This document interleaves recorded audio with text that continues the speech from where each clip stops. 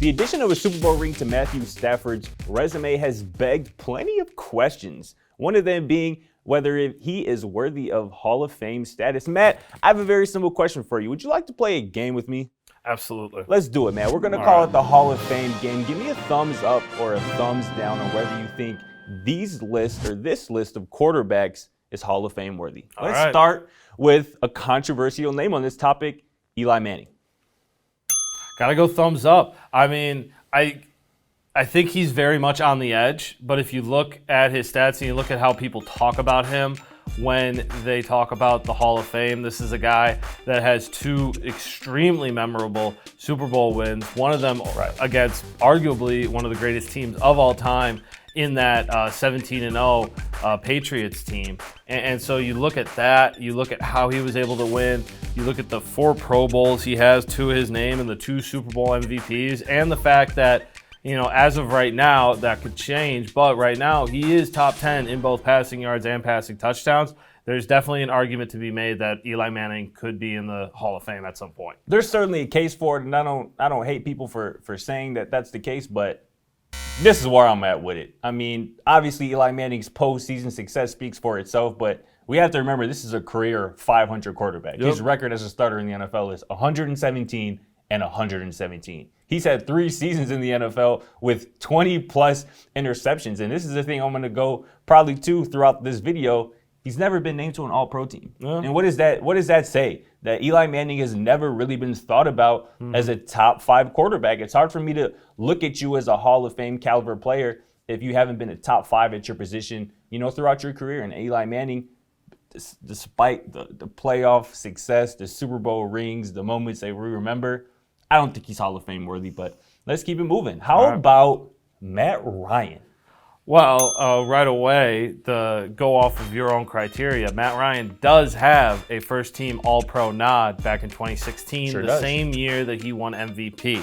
We're also talking about a guy that was a Rookie of the Year. And also, you know, again, he's going to finish. Granted, this is a pass-friendly time in the NFL, but he's going to end up top 10 in passing yards and passing touchdowns, and is very close to a Super Bowl win if they had just decided to continue to throw the ball with him rather than try and play it safe against the New England Patriots and Tom Brady. 100%. That makes sense, but this is where I'm at with it. Sorry, Matty Ice. You've been great. The MVP season was great. Almost won a Super Bowl, and if you had won a Super Bowl, you'd have a much better case. But again, you mentioned it, only one All-Pro nod, which tells me is more evidence, which I'm sure we can all agree, Matt Ryan has never really been thought of as a top 5 quarterback throughout his career. And yes, the numbers might dictate that he was around top 5 all time in yards, touchdowns, and whatnot. But I think that's more of a product of being of a pass-happy league. I got to side with Richard Sherman. It seems like the bar for Hall of Fame has lowered and lowered year by year. But let's move on, though. Let's go to a different one. How about another recently retired quarterback, Philip Rivers? Again, I mean, you're talking about this is a pass-friendly time, but Philip Rivers was at one point, I think, considered one of the top quarterbacks in the AFC for sure. He was a guy that, with that San Diego Chargers team, always looked to do something. He didn't have the postseason success, but he certainly got 8 Pro Bowl nods. And if you look at it, he got votes for MVP and Offensive Player of the Year a few different times. Yeah. And he is currently 6th in both passing and touchdowns.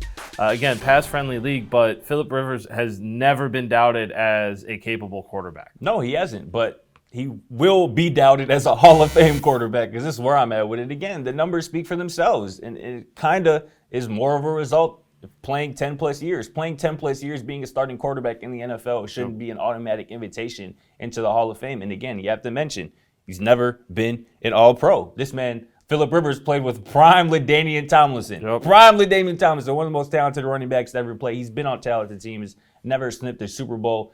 So that's a no for Philip Rivers. Let's move on to a different one, though. How about Big Ben Roethlisberger?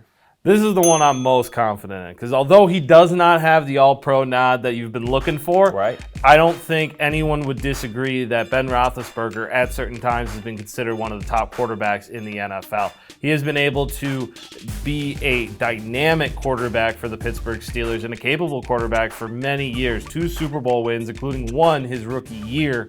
He has been electric, whether it was with Antonio Brown, Juju Smith-Schuster, Hines Ward. This is a quarterback that definitely has been considered one of the best. And also that backs up by his Rookie of the Year nod and his 6 Pro Bowls, as well as his 5th in passing yards and top 10 in TDs. 100%. I think Big Ben is a Hall of Famer. But let me give you the case on why he's not. Again, he lacks an all-pro nod. Throughout his career, he has lived in the shadow of Drew Brees, Peyton Manning, Tom Brady. And that's not necessarily a knock. It doesn't mean he's not a great quarterback, an all-time great quarterback. But when we're talking about Hall of Fame, that has to be the esteemed of the esteemed. And Big Ben just hasn't been that. Those other guys that I just mentioned have been. Again, I think Big Ben is one of the greatest Pittsburgh Steelers of all time. He deserves Hall of Fame consideration, but that's the case for him not to be. But let's close out where we began. Matthew Stafford, what's up? Stafford, this is a nod in simply because you know he's going to be playing for a little bit longer. If his career were to end right now, he would be on the very back end of the fringe that is a possible Hall of Fame career. His numbers are great, but he has a losing record in the regular season. Yes. However, this year, with a capable team, with the best team he's ever been on, he did light it up for 41 touchdowns. And he was able to win a Super Bowl. Give him 5 or 6 more years with the LA Rams, with Cooper Kupp, with Sean McVay, and I think that the final part of his career can push him over the edge and allow him to get into the Hall of Fame.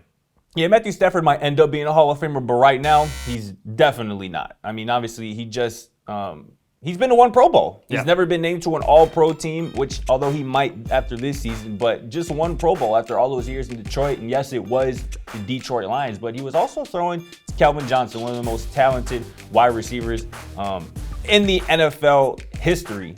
So obviously, I don't feel great about trying to induct somebody into the Hall of Fame after getting their first playoff win at 33 years old. But Matthew Stafford has shown us enough for the last year that if he continues, like you said, over this pace, he'll be there one day. But as of today, not.